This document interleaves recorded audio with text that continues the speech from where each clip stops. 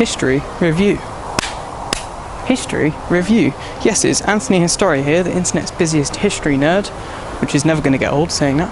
And I'm here to do the first episode, or pilot episode if you want to say that, don't know if there'll be more, of History Review.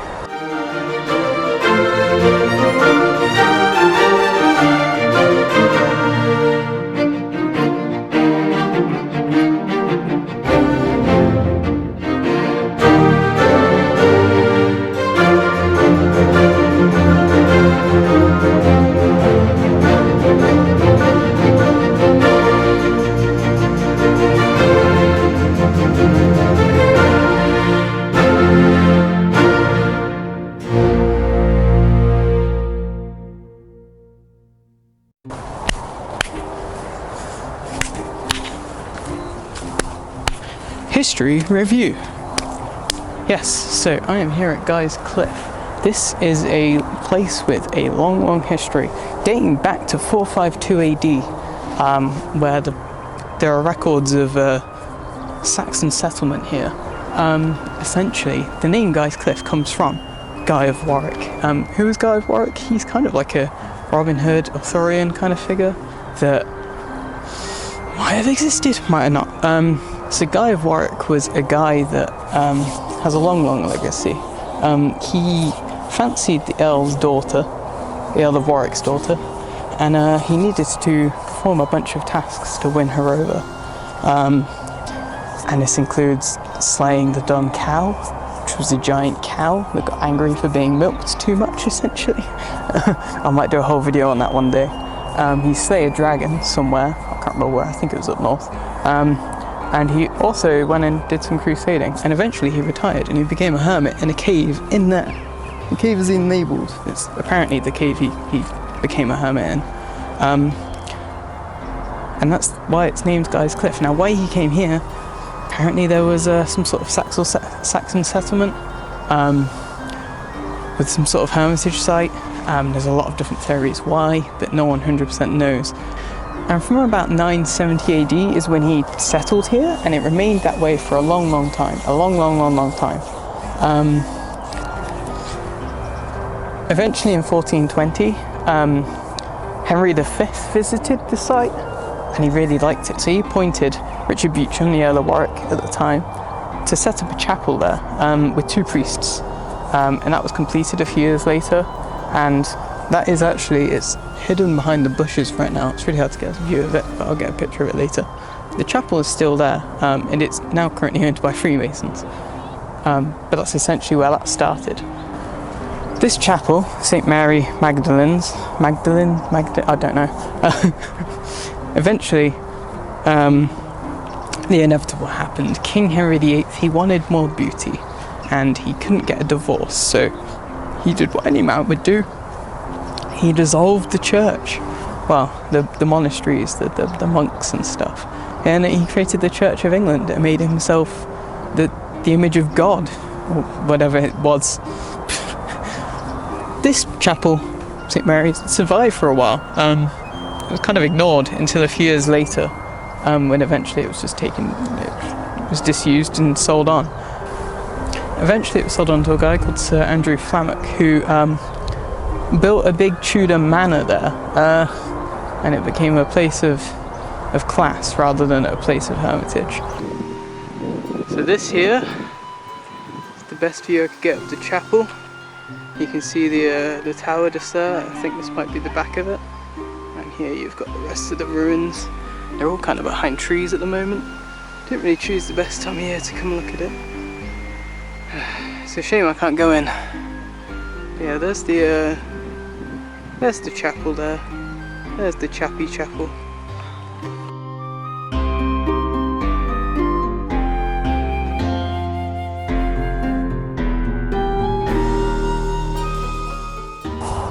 Since Guy's Cliffe became more of a manor and pleasure grounds more than any kind of religious or hermitage site, it then kind of got passed through a lot of different families, and there was a lot of wealth involved. Eventually this got built in the 1800s. Most of what you see is from that construction. I'm not going to go into too much detail here, which obviously it's a history video, so you expect detail, but I can't get inside because it's not open to the public. I'm going to get into that later, but I'm going to save a lot of the detail for when I can get in, and I want to do a video then, but I can't. Anyway, eventually it kind of fell into disuse. Less people were going there, less people were using it, no one really owned it, or too many people owned it. In World War II, it was used as a school for sort of refugees. It's out of the way, no one's bombing out here, so it was safer for the students, and it did fulfill that purpose. Eventually in 1946, there were plans drawn out to turn it into a hotel, but this never came to be. It never happened, and it just lay in disrepair. Not this bad. It was in the 1970s that the Freemasons first got the hold of the chapel. They were renting it out originally, borrowing it, but eventually, like today, they actually own, I think, a building in there somewhere, and I think they own the chapel. I'm not 100% sure, but they definitely occupy the land. They've got a big Freemason sign on the other side, on the side you enter from the road. In 1992, there was a great inferno. They were filming for Sherlock Holmes, and they were using some gas flames to create like the look of the building being on fire or something like that, just as an illusion. They were using the old building as a backdrop.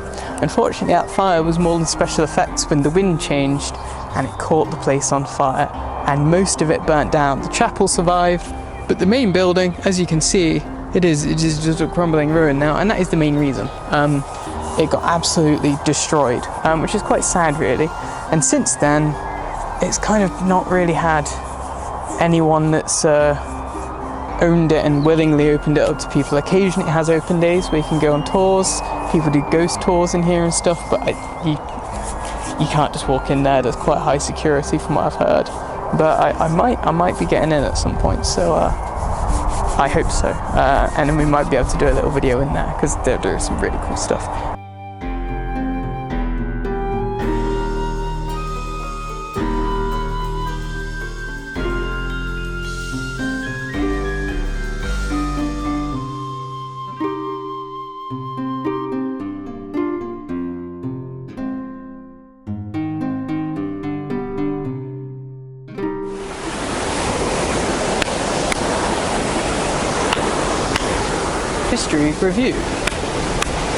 History review. Yes, we're here at Saxon Mill, which is, I mean, it's just a pub now, but it has a long history as a Saxon mill. You guessed it. First records show up in about the 12th century. Sorry, this ground's a bit rocky. First records show up in the 12th century of this place. When it was called Cliffe Mill, which I can't find any records to confirm where that name comes from. I can only imagine it comes from Guy's Cliff. Maybe there's some old English, Middle English there. I can't find any records for that, so that could be a load of rubbish. It's actually a pub now. It's called the Saxon Mill. It's named that because, as stated, Saxons owned it. Initially, when it was called Cliffe and when the Saxons owned it, it was owned by Kenilworth Priory, which is not far down the road from here, kind of at the edge of Warwick towards Kenilworth at this point. And it was used as a mill for ages. I believe ownership eventually passed on to Guy's Cliff, and they used it for a while there. What you can see behind you is you've got the river coming through, and the mill would have been at back. In fact, some of the original mill is still kind of turning. I'll show you footage of that if you haven't seen it already. And this building here is the old mill house where they kept all the grains and stuff. In 1952, the mill was converted into a gastropub, as it wasn't really used much anymore. And at this point, the name, the Saxon Mill, was already well established. It was no longer called Cliffe Mill. That can only be found in historical records or with people that knew it was called that. And so it got turned into a pub, as it is now. and it's a pretty good pub. They serve a nice pint of Doom bar, you know, that kind of thing.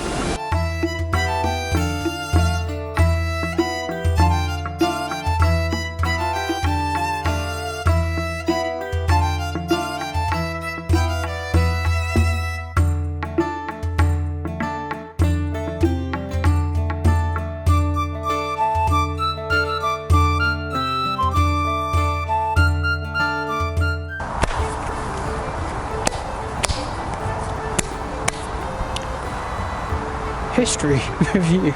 It's not going to get old doing that. I am here on the top of, basically, Blackclough Hill. Blackclough Hill is a historical place. It doesn't look much like a historical place because it's just a woodland. Arguably, woodlands are all historical places in some way. But this is actually a site of Mesolithic interest. There is a motorway nearby, as you might be able to hear. I've just come off from the motorway. And in 1972, there was an archaeological dig, which they did knowing the motorway was going to be built, just to test the history of this site and to see how it is. And they ended up discovering this is a Mesolithic site. It's the only Mesolithic site in Warwickshire. There's only like 32 in the UK. The reason why there's not many, because you can imagine there are people who live in the UK in the Mesolithic era, especially in an area with medieval history such as Warwick, is because things get replaced. That's the thing with history. The places with the more history are usually the places that haven't been replaced by modern stuff. I mean, that's stating the obvious, right? This is why like churches are usually quite old, because they're a building that is well loved and looked upon, and so they don't really want to take them down. Meanwhile, other buildings like schools or I don't want to say libraries, I was about to say libraries, that's not true, or roads or kind of shops, they tend to get replaced with more modern things because they're more about the practicality. Somewhere like here, this was never used as a modern place because it's not suitable for modern use. This woodland was never here before. This woodland is only about 100 years old, from what I can tell, not even that. A lot of the trees it looks like they're a sweet chestnut, it looks like. So they're quite fast growing trees. This used to be, back in the Mesolithic times, it used to be quite hard soil, almost sandy, and there is a river nearby, and hard soil on top, great for building upon, great for resting on. Having a river nearby is good, plenty of food nearby because there's lots of animals and things. So people settled here, and it was probably, I can't find any confirmation of this, a lot of this is me speculating if I'm honest, probably what started Warwick really back in the day up here, and then it just steadily moved down to where the castle is, as that was deemed more suitable then. It's called Blackclough Hill. I don't know why. Again, speculation. It could be that when the sun was low, it created a silhouette. That's really stretching it. But it has got history going on and on and on. And it was used in the Saxon times. They did find in this dig, they found evidence of an old Saxon temple. But none of it really remains now. I think the motorway took most of that away, sadly. And I think some of it ended up in Warwick Museum, which is a place I want to visit one day for a video, but that's going to be tricky. But that's for another time. So yeah, let's go to the main point of interest here. I wouldn't just climb up to a hill with a bunch of trees just to tell you some cavemen lived here and then some Saxons lived here. Like it's just some trees, right? But yeah, I will take you over to the point of interest.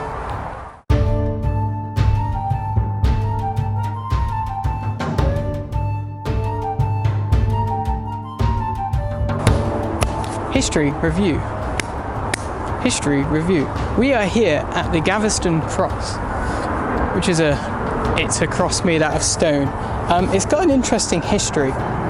So the cross was actually built in 1821. This was actually 500 years after the event it commemorated, which is a bit weird. I guess people like history, but I'm going to dive into why it was built in a bit.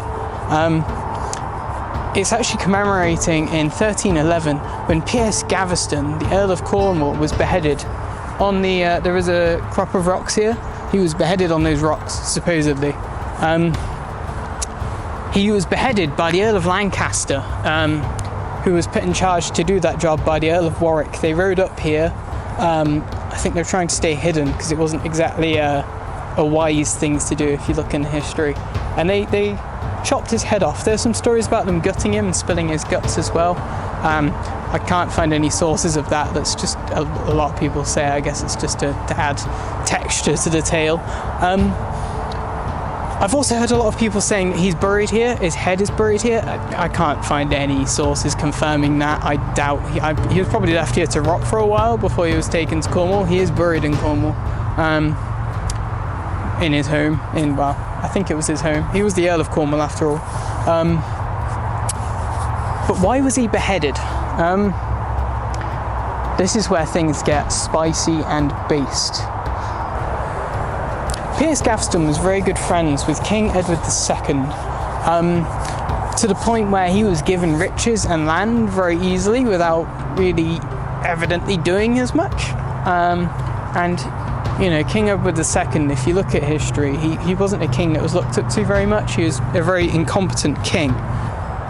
He was a man of the people in a way, and you look at the records, he often fished in the Thames himself instead of getting someone else to do it.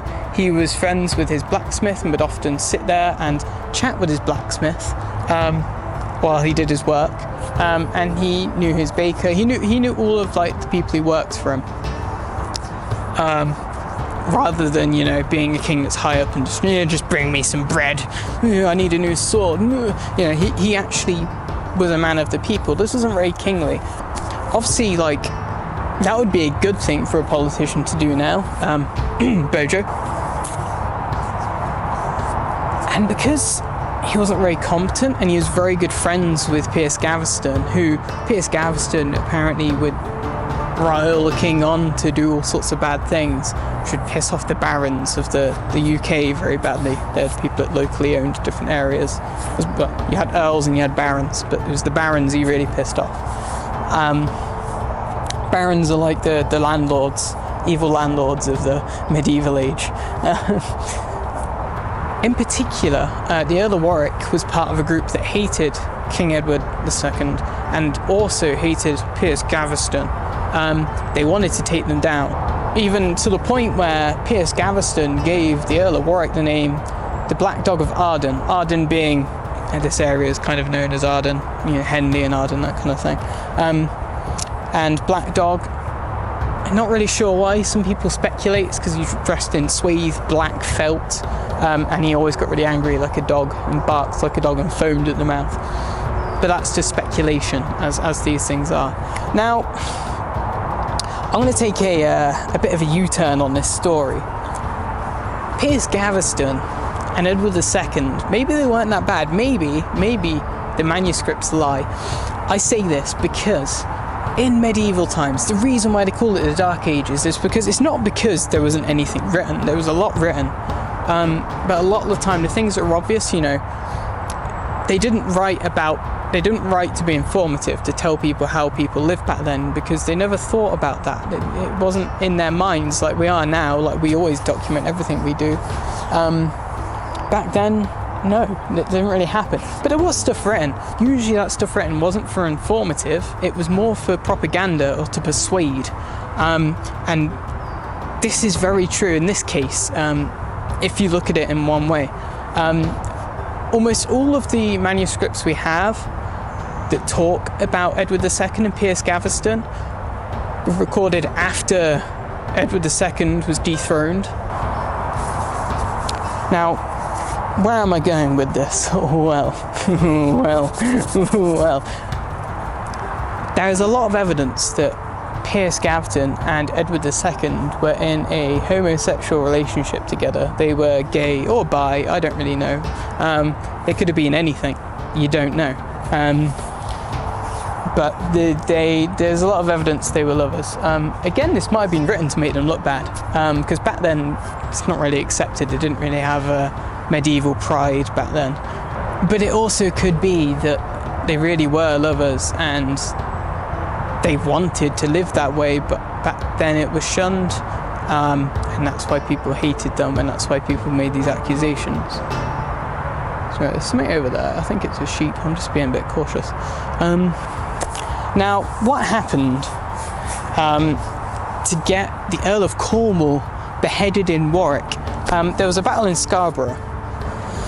Piers Gaveston fought alongside Edward II in the final Battle of Scarborough. This resulted in Piers Gaveston being taken away and locked up in a castle. The name escapes me, I'll put a caption. Eventually, the Earl of Warwick made his way to that castle, hearing Gaveston was captured, and he took him. He took him by force, and he took him to Warwick Castle. He hated him so much. He then kept him at Warwick Castle for a while, and then completely stripped him of his clothes. Supposedly he was naked, or wore very little. Took everything off him, and they rode him up to this hill, and took him to this crop of rocks and chopped his head off. By the way, I'm going to put a lot of sources in the description if you want to read, but there are so many different ways this is told. As with medieval times, you just got to read and learn what you can, and then make up your own story from there, to be honest. I'm sure some proper historians can probably date things. They could probably think about conventions, what kind of like the language of the person writing would tell you about the class, and maybe then they'd be able to get more evidence than I would, but I'm getting it secondhand from them anyway. So okay, so now we know about Piers Gaveston, who possibly was gay with Edward II, and that might be why he was murdered here, or maybe it was because he was a bit of a dick with Edward II, who was also a dick. We don't know. We don't know. But then why was a cross built here in the 1800s? Well, this all ties back to Guy's Cliffe, where we were earlier. This was built by a guy called Bertie Greatheed, who was the owner of Guy's Cliffe at the time. He doesn't sound like a very nice man from what I've read. It's very much confirmed he was a slave owner. When I looked up his name, it came up with a lot of Black Lives Matter, Black History kind of articles on this dude and about him being a slave owner, which was I don't want to say surprising, because it was quite common back then with the rich to have slaves, unfortunately. He wanted a nice view from his window. He had a little telescope that he would look up on Blacklow Hill, and he had a nice view of the sunset in the evening when he sipped on his gin or wine or whatever this guy did. He hired an architect and he got this made. Supposedly, there was actually already an inscription on the rocks about it, which is how they kind of came about this. I'll show you some maybe inscriptions in the rocks, but I have no way of dating them, and I couldn't find any sources to say this is definitely the inscription. So it's up to interpretation once again. But he wanted a nice view, so he got this cross built on top, and you can see it's kind of falling into disrepair.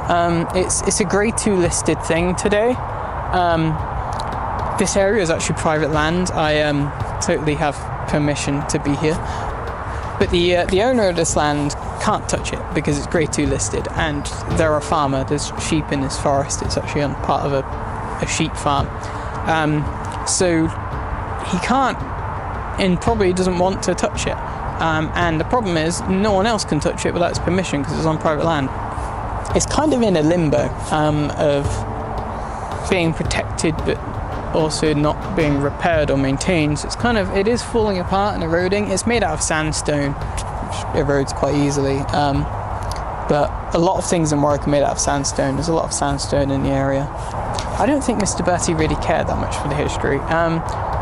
I'll show you the inscription that's on it. I don't really like the inscription. Bertie, I think, was just looking for an excuse to put up a cross to look nice. It's what rich people did back then.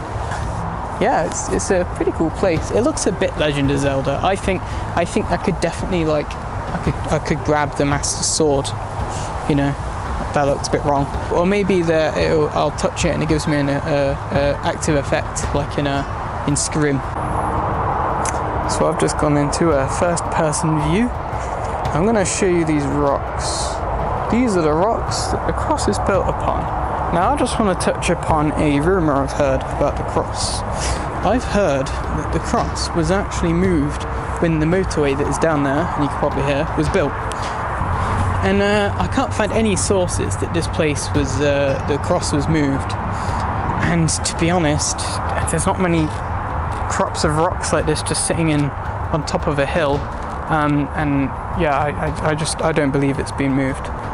If someone has a source to say it has, then please let me know. You can see here, that says 1840 something. That is after this was built, so I don't know who carved that. Maybe Mr. Bertie did. You can see there's some stuff in the rocks, but there's nothing. Oh, hello. This is raw, this is. I didn't notice this before. So I can see here, that clearly says Gaveston, and 1311 there. Earl of Cornwall. Wow. My mind has just been blown. This is actually organic. This is first-hand organic raw reaction here. I wonder how old that is. Anyone who's an expert in engravings, please tell me how old that is. It looks very eroded. That is impressive. That is cool. I don't know. It could be original. It could be put here later, but that's very old, I think. The way that 1311 is like deep in the rock and big, it looks like it's eroded away. Oh, that's interesting. Oh, that's spicy. Anyway, the bit that I was saving because I thought that it was the best, I did not know about what I've just shown you, was this, which looks like it was professionally done at some point. It looks like it says of Cornwall, maybe? Or of Hull? I don't know. But it looks it's in like Times New Roman. God knows. I thought maybe that was the original inscription and the rock's just broken apart over time, but boy, that one over there, I'm mind blown by that. Bruh. In the hollow of this rock was beheaded on the 1st day of July 1312 by Barons Lawless as himself, Piers Gaveston, Earl of Cornwall, the minion of a hateful king, in life and death, a memorable instance of misrule. It's an interesting inscription. It very much paints him in a bad light. And I don't want to go crazy and just assume that he was discriminated for being gay, because that might not be accurate, but it does very much seem that way. There's a good video by a lady talking about this, and she very much seems on that side, and she seems to know what she's talking about, so I'll pass you on to her. I do think that's very much just make this story sound as spicy as we can. Yeah, I don't get it. Bertie, what were you doing? Come on, get rid of your sleeves, do a proper inscription. But then again, I love this cross. It's a weird little hidden gem, and that's what I kind of want history review to be about, is hidden gems, places that people wouldn't always know. Thank you for watching. That's the end of the video. There isn't really much more to say. It's just such a cool little place. I love it here. I've got myself a beer. This is a Potter Job. This is a Cornish IPA for the Earl of Cornwall. So without further ado, cheers. A toast to a gay Earl, or maybe not a gay Earl, maybe an Earl that was just based, I don't know. A toast to Cornwall and to history, to Guy's Cliffe, and to history review.